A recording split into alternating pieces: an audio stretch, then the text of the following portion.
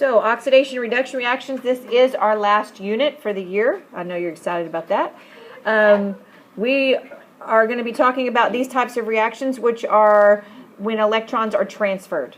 Okay, so in this case, electrons are either going to be transferred by gaining or losing. We often call them redox as for short, and it's the RE comes from the reduction, the ox comes from the oxidation. So you will probably from here on out hear me call them redox because it's quicker and easier to say.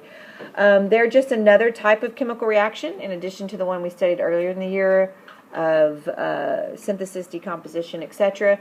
You'll actually find that many of those that we studied are actually in fact redox reactions because electrons are being transferred. So in order to decide if something is a redox, we have to see something called its oxidation state or oxidation number to see if it changes or not. Okay? So what an oxidation number or state is, it is a positive or negative number that's assigned according to an arbitrary set of rules. It is not the same thing as charges. So like in the beginning, the semester when we did ionic charges, it is not the same. Now, in some cases, the ionic charge will be the same as its oxidation number, especially for metals, but in other cases it's going to be different. Okay? Unlike the ionic charges, they actually don't have a physical meaning. It's a way for us to determine what's going on in terms of the electrons being transferred. Here are the arbitrary rules. Okay? And you do use these in order. In other words, if you have, say, fluorine and oxygen together in a compound, fluorine's rule of being a -1 would trump oxygen's rule of being a -2. Okay, so they are used in order. First rule is that the oxidation of should be oxidation number, of a free element is always 0. Okay, so if I have aluminum by itself, it's 0. If I have copper by itself, it's 0. Also, if I have one of the diatomics, like oxygen, nitrogen, the Brinkelhoffs, remember in their free state, they're diatomic, but they would have an oxidation state of 0. So that would stay the same. If you have a monoatomic ion, it's the same as its charge. Okay, so like group 1 and 2 metals, their oxidation number will be the same as their charge. So sodium, potassium, etc. would be +1. Magnesium and calcium, since they're in group 2, would be +2. So their oxidation number in that case is going to be the same as their charge, their ion charge that we're used to. If it's in a compound, fluorine's always a -1. Remember, if it's by itself, it's 0, but if it's in a compound, fluorine is the winner because it's so electronegative, it'll always be a -1. Oxygen is almost always a -2 unless it's in a peroxide. I would tell you if we have a peroxide, I would say that's a peroxide. Most likely we won't see one in here. But the only peroxide you might even see in here that you would know is a peroxide is hydrogen peroxide, which is H2O2, which is the stuff you get in the brown bottle that fizzes when you put it on a cut. So that would have that one would be -1. Otherwise, oxygen is going to be -2 when it's in a compound. Hydrogen is always going to be a +1 when it's covalent, and covalent means 2 nonmetals, right? Is anybody awake? Okay. If it's in a metal hydride, say like sodium hydride, then it would be a -1. Again, we're almost always going to see it in a covalent compound. And then this is the important part we need to remember. The sum of the oxidation states is 0 for compounds. But if it is a polyatomic ion, it would be the sum of that ion. Okay? And that actually tripped a bunch of the pre-AP kids up when they asked a question about what's the sum in a compound. If we're talking compound, it's going to be 0. The sum's got to be 0. So that's how we'll use that to figure out what some of the charges are. Okay? So we're going to do a couple of examples in class, and then you have the worksheet, and it's due Monday. And then that's all we're doing today because I want to make sure you understand it. If you finish the worksheet early, you can go ahead and turn it in by the end of class if you want. So let's do some practice problems. We have lithium. When lithium is all by itself, what is its oxidation? 0. Okay? So that would be 0 because it's by itself. If I have this calcium carbonate, okay, calcium carbonate is going to be, what we need to do here is we're going to figure out the things we know for sure and then come back and do the last one by itself and figure it out based on what we know. So calcium is a group 2 metal.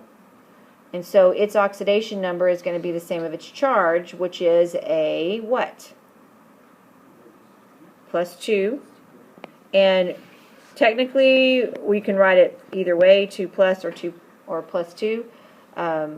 And then carbon, we're going to skip because we don't know what that is right now. But it did tell us about oxygen. And what did it say about oxygen? Always a -2, unless it's with the peroxide. And this clearly is not peroxide. So now we're going to figure out, can you tell that says 2? There. Okay. So now we're going to figure out what carbon is. And there's one of two ways that we can do this. Okay. I like to pull out the polyatomic ion by itself and figure it out from there.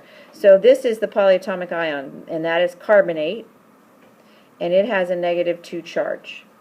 Okay, so I'm going to figure out what carbon is because I know how much oxygen I have. Okay, when you're assigning the oxidation states, you are assigning it for the individual elements, not your total. Okay, but to figure out what the other oxidation numbers are, you're going to figure out what's your total negative charge here. So if you know that oxygen's a -2 and you have 3 of them, what's the total negative charge of oxygen? So it's -6 down here. Okay? We need carbon to be whatever number that we would add up to a -2. So what plus a -6 would equal a -2? A +4. So that has to be +4. So our carbon is a +4. Okay? You can do that if it's left in the compound as well. It just is sometimes a little bit harder. Not so much when you just have one of your polyatomic, but if you have 2 polyatomic, it gets a little bit more difficult. So it's best to just pull out that polyatomic and do it individually. But you could have figured it out if you know this is +2 and this is -6. You could have figured out that that had to be a +4 to equal the overall charge of a 0. Okay, and for this it's pretty easy. But if I were to do, say, this compound.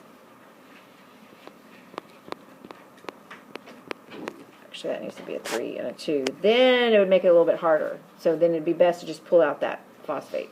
Okay? So at the bottom of this same page, we're going to do these 4 extra. Because I feel like one example is not really enough before we try to do the worksheet. Your left side on the next page is some of these to practice. And of course, you have the worksheet as well. So we're going to do potassium permanganate. Okay?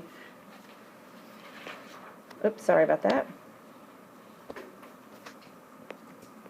So potassium is a group 1 metal, so that means its oxidation number is going to be the same as what its normal charge would be, which is a +1. Okay, we're going to find out manganese and we're going to find out oxygen. Okay, oxygen, the rules tell us, is always a what? -2. So we've got to figure out what manganese is in this case. Okay, manganese, so we know we have a +1. We have a total of a -8, right? Because we have 4 of them. So to make this electrically neutral, what is manganese have to be? Huh? Well, right now I have +1 and a -8, so I have a total of a -7 right now, right? So what does manganese have to be to make it equal 0? +7. Have to be +7. Okay?